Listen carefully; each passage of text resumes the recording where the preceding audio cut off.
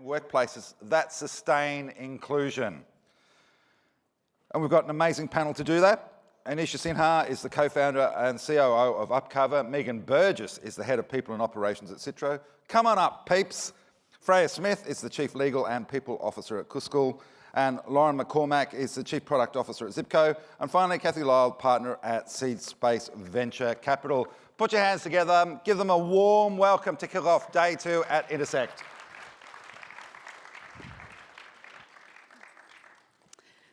Thanks very much. We're going to get straight into it. So welcome, I'm Catherine Lyle. I sit on several boards. I'm a partner in a VC firm, and we've got a fantastic panel here today. I'm not going to go through massive introductions because we want to keep every minute spare for our conversation. So I know quite a few of you have just come out of a really fantastic Women in FinTech breakfast, and it was just really incredible to sit there and see and hear the diversity of thinking and experience in this room. And we all know that diversity in our businesses actually are accretive directly to the bottom line and the P&L, that businesses that are more diverse do better. So I'm really delighted to welcome our very knowledgeable and diverse panel here today. These 4 companies and business leaders, that we've got 2 listed and 2 unlisted. We've got from 20 people up to 900, so there's some really interesting viewpoints here. So we've got Anisha Sinha, COO and co-founder of UpCover at the end. Megan Burgess, who's head of ops and people for Citro. Freya Smith, chief legal and people officer for Cuscal. And then Lauren McCormack, who's the chief product officer for Zipco. So question 1, straight into it.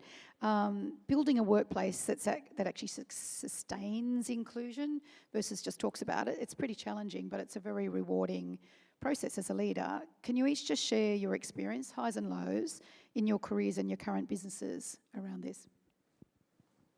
And we'll start with you, Anish. Right, awesome.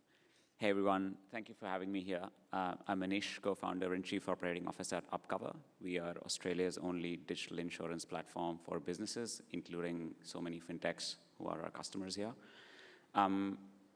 We are a fully distributed team of about 50 individuals across 10 countries, 17 cities. We operate across 7 time zones, and we are fully async. We think we have a very unique lens on diversity and inclusion because we've tried to inculcate that from the very top, where the 3 of us who are founders, it's different countries, different cultures, but as well every single person we've hired on the team and how we've gone about thinking about retention, rewarding them at different stages as we went from seed to Series A. But then as well, how do we make sure that they all feel included despite not being at the headquarter office? And I think a lot of this comes down to the trade-offs we make, the early hires, the operators and the founders make in how they run their day-to-day ops. Trade-offs around how do we think we build context, how do we try and understand where people are coming from. All of those things are really important because all of these things have an impact in how they perform on a day-to-day basis. Different cultures have different propensities for agreeing and disagreeing, and it's very important to understand where they're coming from and what their backgrounds are to be able to build and sustain an inclusive workforce. So I work for a venture-backed startup that AMP have backed called Citro.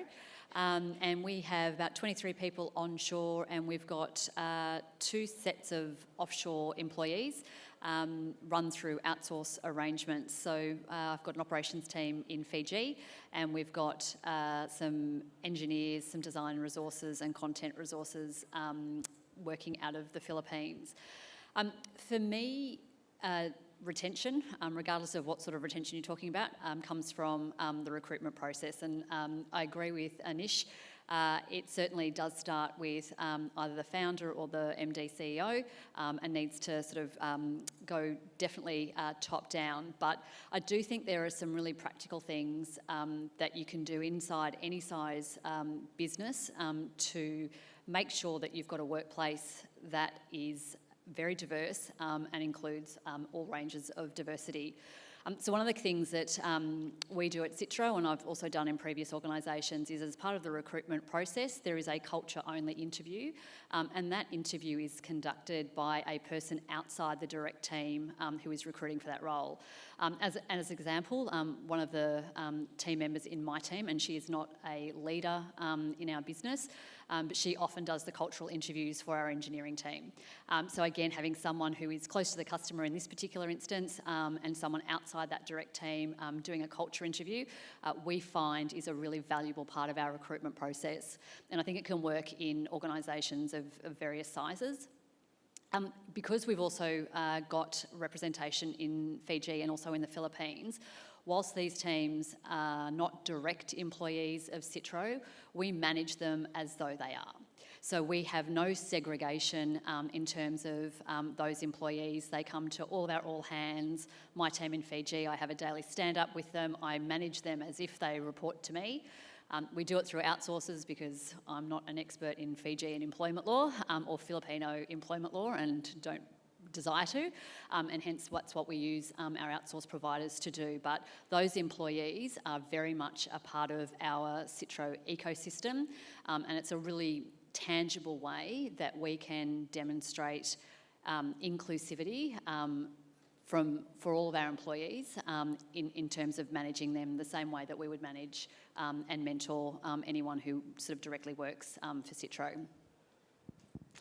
Great. Hi, everyone. I'm Freya Smith, Chief Legal and People Officer for Cuscal. My first test I think I've passed was to sit in front of my photo. And Megan did recognise me from my photo at the breakfast. So good news, I look like my photo, unlike some other instances where you can have a photograph and look nothing like it. Cuscal's slightly larger than the ones we've just heard about. We've got about 580 permanent staff, contingent workforce up to just under 700. We've been very busy. We made an acquisition of Basic in 2023, which was completed in 2024. With that came a small team of developers that sit in Serbia, so that brings some complexity around how we bring them into our business. We've also just announced that we are hopefully, subject to ACCC approval, going to be acquiring Inju, which means we're going to be bringing another 200 people within Cuscal. And of course, that brings quite a lot of challenges around how you integrate two businesses, but more importantly, how you bring two cultures together, which is no easy thing to do. And I think for Cuscal, obviously we're listed, so we have some requirements around DE&I, but for us, that's just where it starts. We are very, very deeply committed to DE&I. I'm sure a lot of you know that in recent times when there was a lot of press coming out of the US and the globe around DE&I is dead, don't worry about it. We actually decided and spoke about it as a board and executive team, and we were like, no, we are absolutely committed. In fact, we're going to double down on DE&I. But also, interestingly, we are, as a group of employers, facing, I think, an unprecedented time for not only technology, regulatory change, but the way that we work and the way that our people experience work. That's obviously being impacted by things like rapid change in the IR environment, but also mobility of workforce, expectations around what people think. And if you're not already, you are likely soon to be managing at least 5 generations in the workforce. So that is a massive challenge for businesses, also a massive challenge for leadership. And I know we're going to talk about AI a little bit later, but AI is going to completely and fundamentally shift not only the way we work, but the way our people experience work. So for me, when I think about DE&I, gender is obviously a large part, but it's so much broader around how do you think about the inclusiveness across generation, across culture, across different styles of working, all in this very complex environment. So, you know, how can we set up our people to thrive in perpetual motion? Thanks. Thanks for having me. I'm Lauren McCormack. I'm the Chief Product Officer for Australia and New Zealand at Zip. Zip set targets in 2021 to have 40-40-20, so 40% male, 40% female, 20% any gender across all levels of the business. And we're very proud now to say that our board is 50% female, our group exec is 50% female, and our ANZ exec is actually 55% female. So there are junior women in the team who have female leadership all the way up to the chair, which is something I could never have envisaged when I started my career 20 years ago.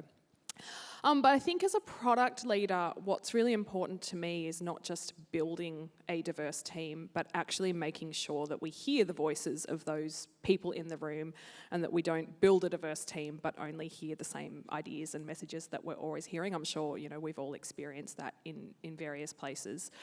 And I think something Zip does really well that I really noticed when I came into the organisation is actually hearing the voices of the different people across the teams.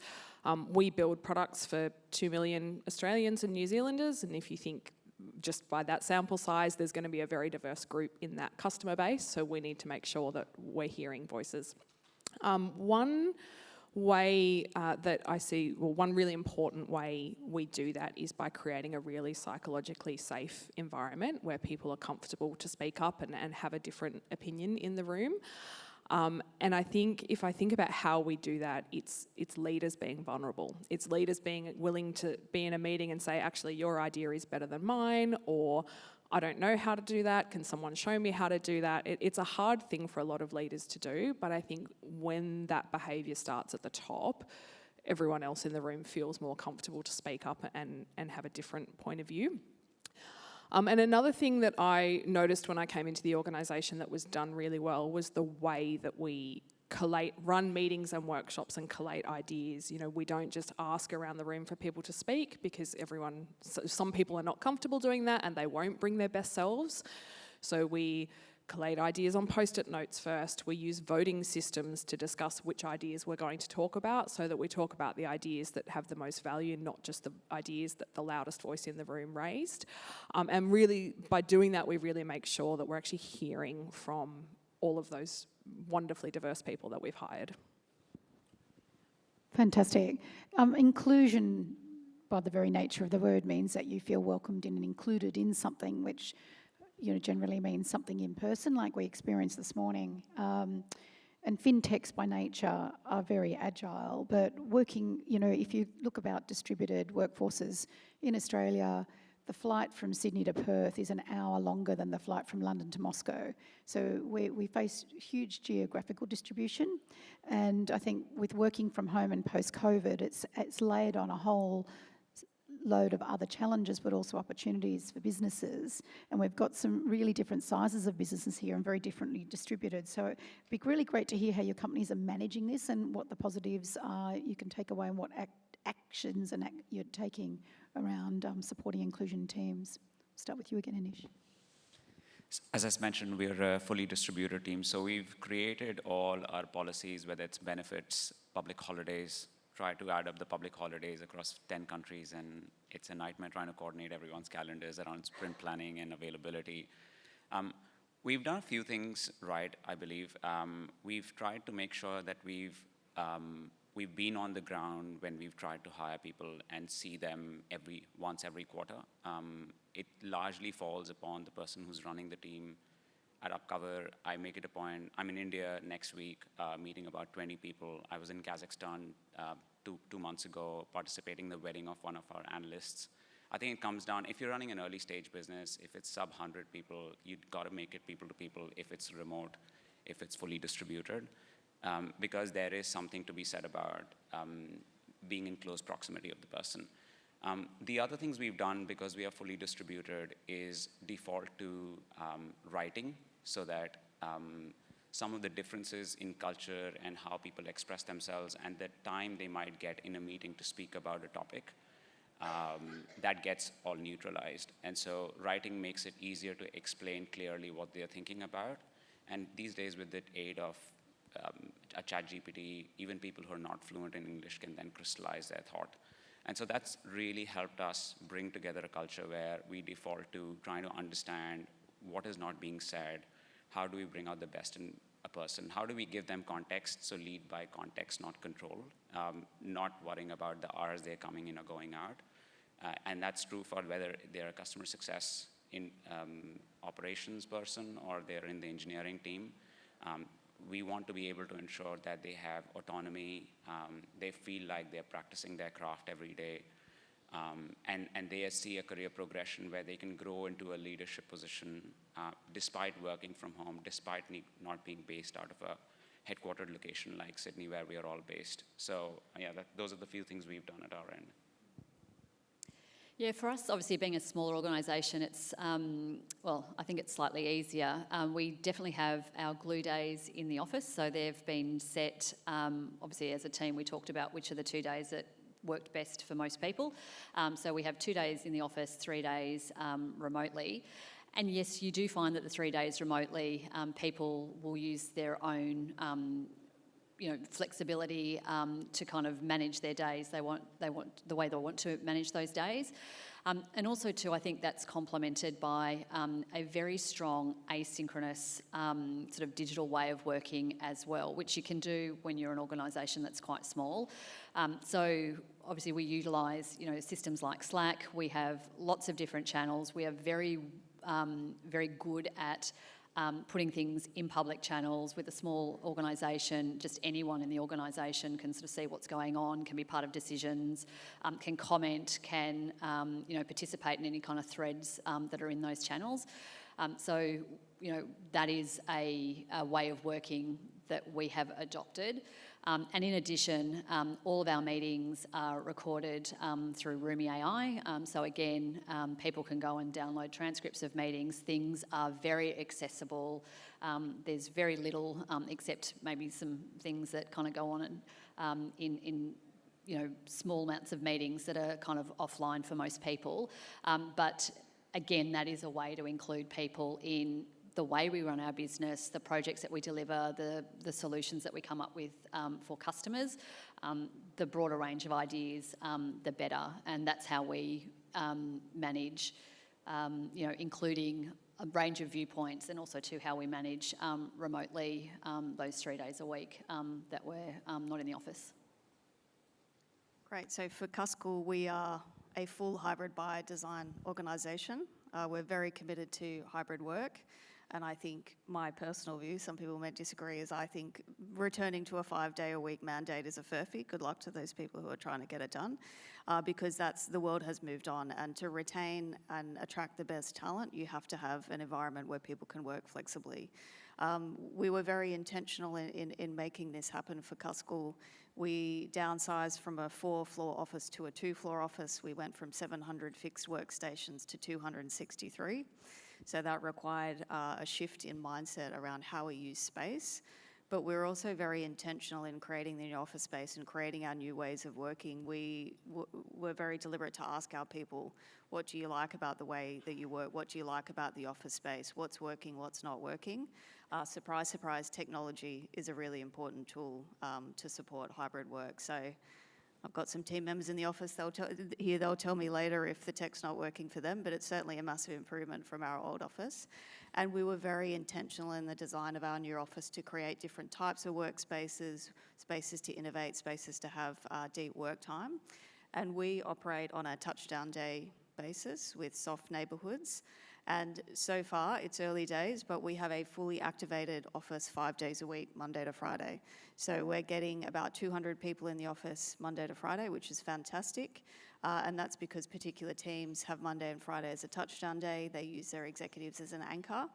And on top of that, the important piece in hybrid by design being successful is leadership, right? How can we set up our leaders to lead in a hybrid way? How can we get them to be very intentional about use of time, use of space? So really putting it on our leaders to say, if you need your people in the office to collaborate, make sure you're thinking about that very intentionally, but also allowing your teams to have time to have deep thinking time.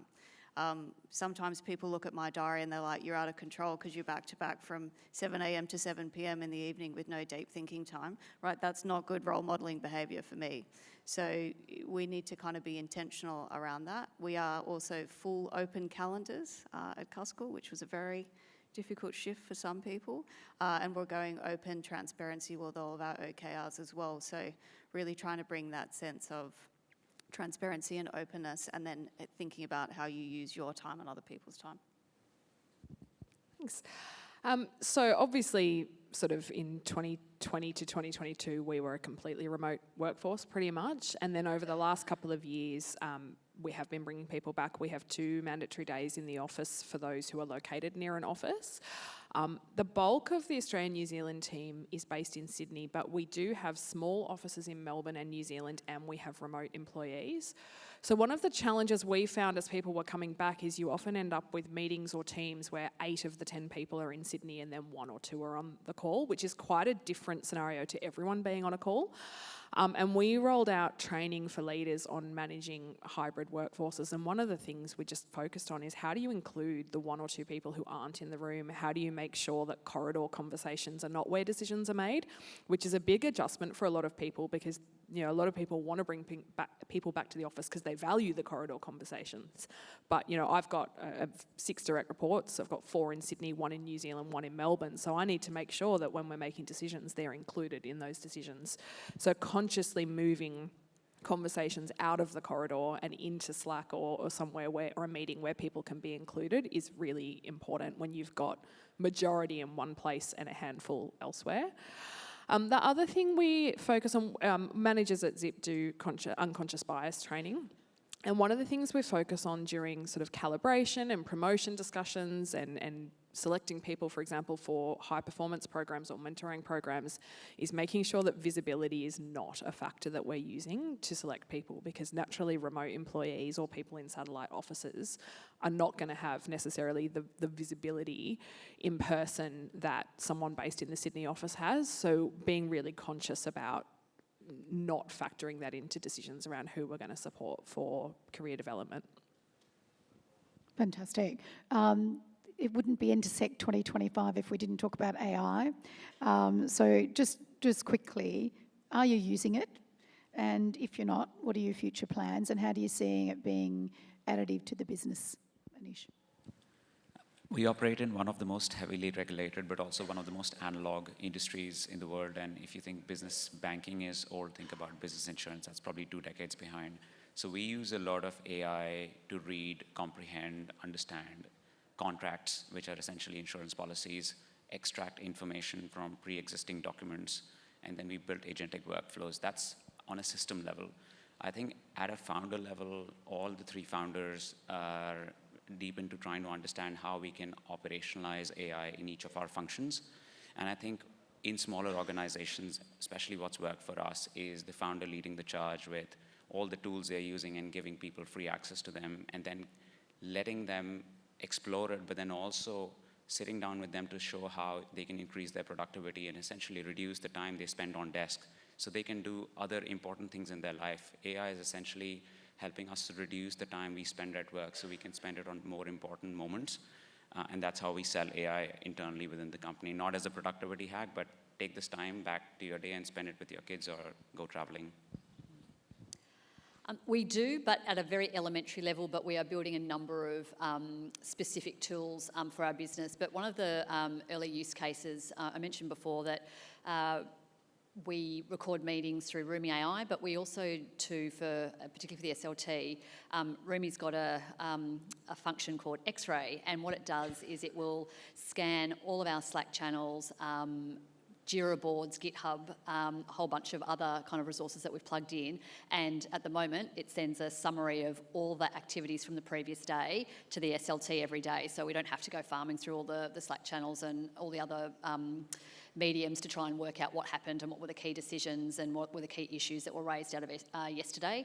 So that's been really, really valuable in terms of a time saver and an easier way for us to kind of work out where to spend our time today, what decisions need to be made. But we are heavily investing a number of our engineering resources at the moment to build out some other AI tools, both to help us run our business, but also too for customers. Similarly, very elementary. and similarly heavily regulated, so everyone's a little bit nervous. Personally, I feel a growing sense of urgency that we need to go faster. So very much tinkering around the edges and very much focused on internal productivity and efficiency. Very proud to say for P&C that we are leading some of the charge using AI Synthesia tool to deliver some training. We're also going to be looking at a separate piece of AI that's Australian developed around how we can utilise our meetings more efficiently. But I think when we kind of look at the next stage of AI, you know, McKinsey did a piece of research recently which said 92% of CEOs are going to be investing heavily in AI, but only 1% of them feel any maturity in their business. So I think we're all in the same place, but what kind of keeps me awake at night is the pace that's going to keep up, how it's going to impact our workforce. And I think bringing my people hat on there, it's, yes, AI has an amazing contribution that it can bring to productivity and efficiency, but we have to think about the radical rethink of org design, talent, and development to make sure that the human plus the AI gets you your exponential outcomes. So that's what I think about at 3 a.m. in the morning. Yes, we're very prolific users of AI. Everyone in the organisation has access to Gemini and soon to be ChatGPT, and we also have an internal tool that one of our engineers developed that trawls all of our code, so you can get answers directly from the code. And we're investing a lot in training and development of all employees on how to use AI. We've got customised programs on LinkedIn Learning for everybody, lots of training days. So we're really taking an AI-first approach to our workforce going forward. Brilliant. We are out of time. I've got to say it's very challenging in 30 minutes to convey the rich depth of discussion experience in the call we even had before preparing for this. And I think one takeaway you can all have from this panel is how fantastic is the maturity in FinTech now. We're looking companies here from 26 to 700, but all thinking deeply about people, about culture, about inclusion, allyship, mentorship, etc. So please give our panel a great warm round of applause and thank you all.